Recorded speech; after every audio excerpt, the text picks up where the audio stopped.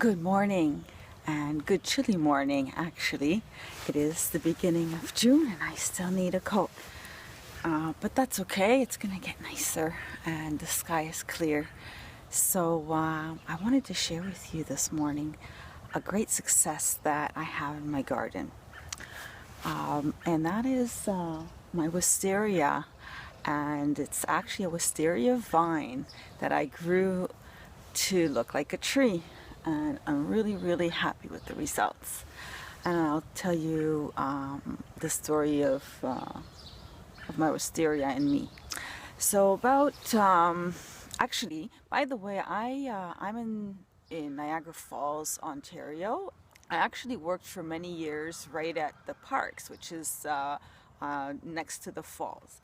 And they do a really beautiful job with their gardens. One thing we have in town is an amazing botanical gardens, which I like to frequent.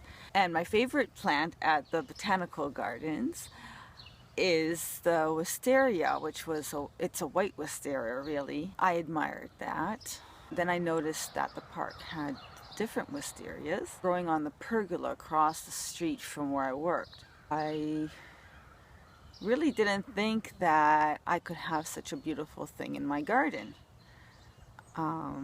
in the beginning, but then I came across a little plant at the garden center and it said that it was a white wisteria, which is really what I wanted. So I bought the plant and it was grown from seed. So I knew from reading about it that it would take about 6 or 7 years to bloom.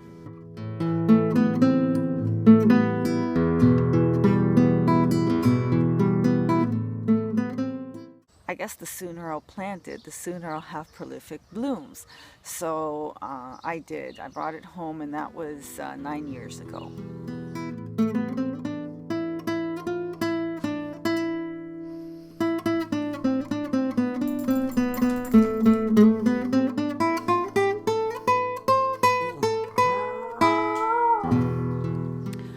Since then, I had to transplant it, which kind of retarded it because it does have very long roots. So basically, it grows so vigorous, it can grow up to 20 or 30 feet in a season, and the roots can grow as long too. So I did transplant it, and I'm very glad that I had to, because it's really not a good plant to plant close to your foundation. And I wanted to grow it in the shape of a tree, so I needed it away from my home. So I think that now is actually a really good time to show you my wisteria, because you can see the stems. It's still not covered with foliage. It's going to be covered with foliage, and you won't be able to see the shape of the tree, which is really what I wanted to show you, because I think that I achieved what I wanted. And I wanted it off the ground. It had low stems that when it bloomed, it kind of pulled them down to the ground. I didn't want that. I got rid of the bottom stems. I just kept the stems at the height that I wanted and the shape that I wanted. So my wisteria already had its big flush of blooms throughout the month of May.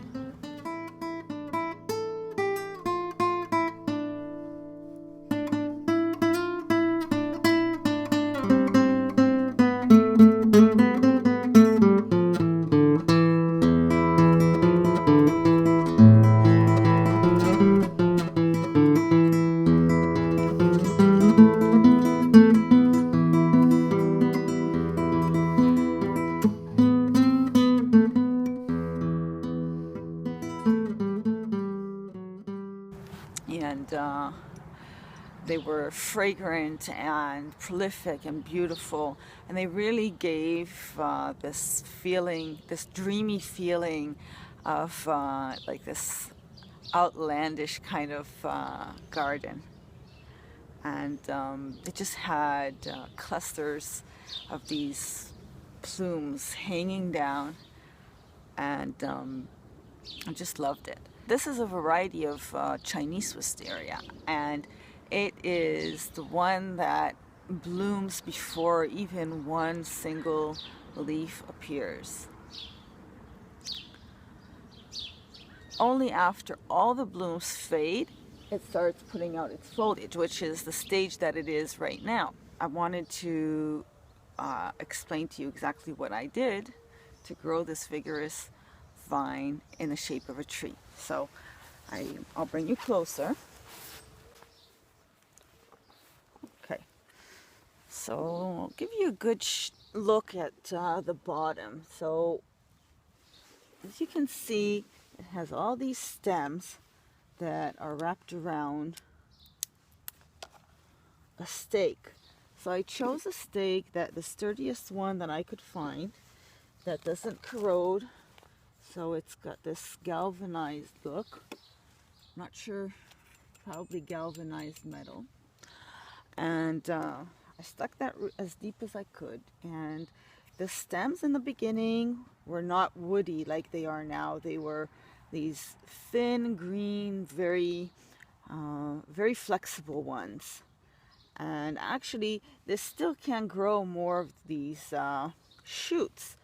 I can continue wrapping them around and around, but I eventually chose to just stay with the ones that I have here and not to add. So I do now prune them off, but in the beginning, I just wrapped them all around. Don't think I pruned anything off in the beginning. So I went all around, twisted them and twisted them until I came to about 3 or 4 feet from the ground. And there I decided that that's where I would open up the stems and let it grow into a tree shape. So I just quit wrapping them and twisting them around, and kind of broke the stems open to the sides. I tried all sides evenly. Over the years, I evened it out. So the stems that grow tend to twist around each other, and eventually, especially in the fall, I just come in here and untwist them. Could prune the top to help me untwist all those stems that are shooting up. By the way, it gets shoots coming down from the bottom around the stems, which I normally prune them off. This one I left. It's a little bit further away from the stem. I allowed it to grow, and I'm going to dig it out and give this shoot to my friend so she can have a wisteria in her garden too. This is coming out soon. Don't be afraid to prune your wisteria vigorously. You're not going to compromise the blooms, as you can see.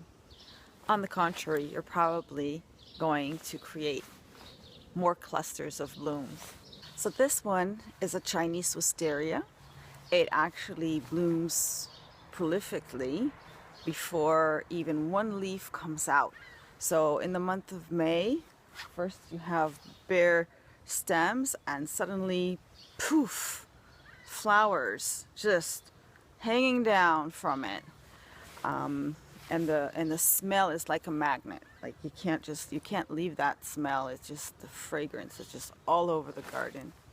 Right after the leaves fade, then this foliage starts growing. And then in the month of July, I've noticed that even after the foliage has grown, it gets a second flush of blooms. That is not as prolific, but still beautiful and certainly welcome. It does need full sun, and it needs a fertile soil, but it can take over because it's so vigorous. It can grow beyond the space that I allotted for it. So as an urban gardener, I have limited space, and I do want to grow more than just the wisteria. I want to grow many different things, and I'm finding that I almost have to be like a bonsai gardener. Everything has to always be contained. always be pruned. So as vigorous as this wisteria likes to grow, I prune it even more vigorously. As soon as it puts out its leaf, it's going to start throwing stems. This is the very beginning of a very long stem. It's actually going to have stems just shooting out in all directions, and they're going to be very long. Every time I walk by, they will brush against me, and I don't want that. So I'll just take my pruners and chop, chop, chop, chop, chop, contain it back into its space. As I do that, I want to just always take care that I have stems growing up, because I still would like it to grow a little bit taller. I do need more stems on one side of the wisteria, so I'm going to try and pull them. I keep pulling them apart, just not to allow them to twist around each other. And so it needs a little bit of arranging. But it's just another opportunity for me to be outside and do something creative out in my garden, which is really what I like to do. Come close, I wanted to show you what the spent blooms look like.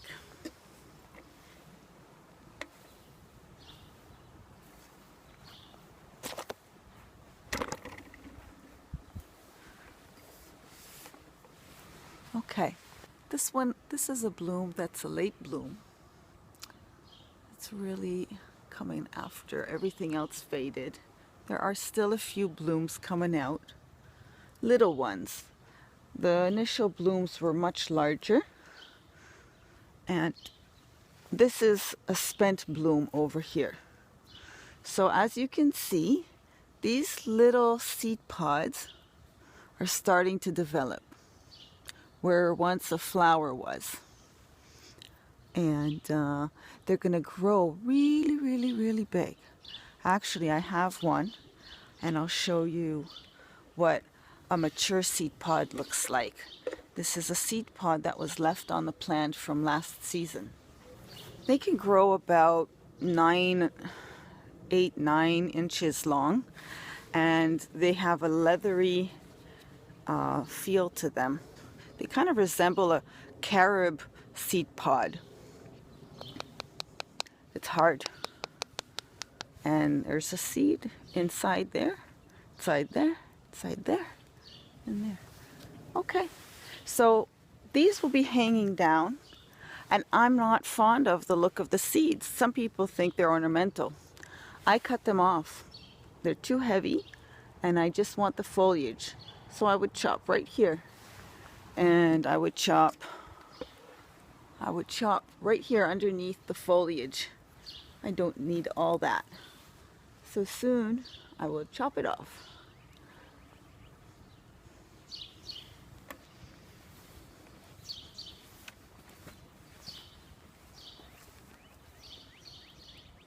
And by the way, the wisteria is actually from the pea family. Yep, it's a pea vine. So it does fix nitrogen into the soil.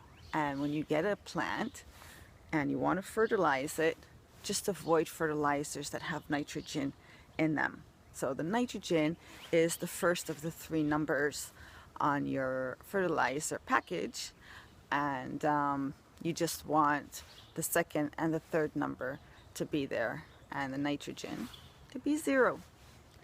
So I hope that you can grow your own beautiful wisterias and have a dreamy garden, and have the serenity and this real outlandish kind of look that wisterias can provide.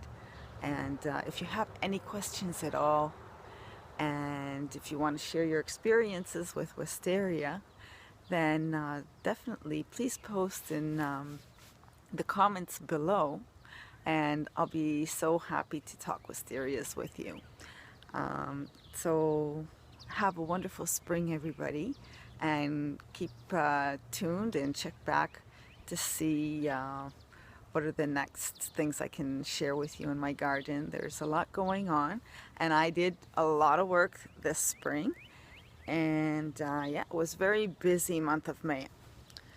I am so happy at every moment that I can be out here and feel the breeze, the fresh air, the sunshine, listen to the insects and the birds, and smell all the smells in my garden and just see things grow, and see all my garden dreams come true.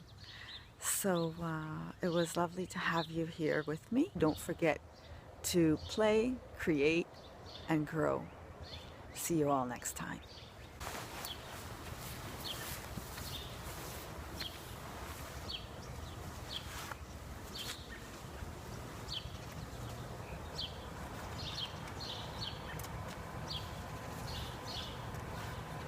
This vine grows so much in a season. It goes mad. The stems are all over the place. I can't get away from thinking that it's not an accident that the name Wisteria resembles the word hysteria. Also, the smell, it is mad. It's hysteria as well. So it's kind of a funny vine, and it's definitely worth growing in your garden.